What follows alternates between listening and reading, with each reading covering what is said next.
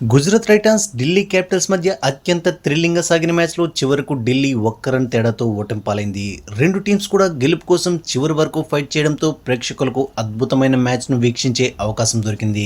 ఈ నేపథ్యంలో మ్యాచ్ పూర్తయ్యాక ఢిల్లీ ఓటమిపై కెప్టెన్ అక్షర్ పటేల్ స్పందించాడు. అక్షర్ మాట్లాడుతూ రెండు జట్లు కూడా గెలుపుకు అత్యంత దగ్గరగా వచ్చిన ఈ మ్యాచ్లో ఓటమికి ఏదో ఒక కారణాన్ని వేలెత్తి చూపడం కష్టం. టూ టీమ్స్ కూడా అద్భుతమైన క్రికెట్ ఆడాయి. ఈరోజు మా టీం ఆట తీరుపై హ్యాపీగానే ఉన్నాను.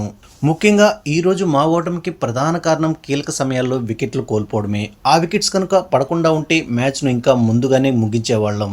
సో వికెట్స్ కోల్పోవడం వల్లే చివరిలో ఒత్తిడి పెరిగింది.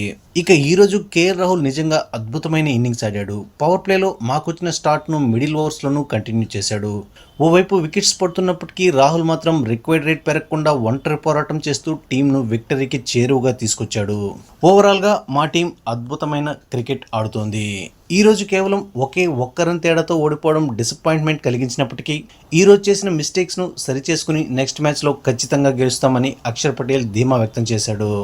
ఇక ఈ మ్యాచ్లో మొదట టాస్ గెలిచిన ఢిల్లీ ఫస్ట్ ఫీల్డింగ్ ఎంచుకోగా గుజరాత్ 20 ఓవర్స్లో 4 వికెట్ల నష్టానికి 210 పరుగుల భారీ స్కోర్ సాధించింది.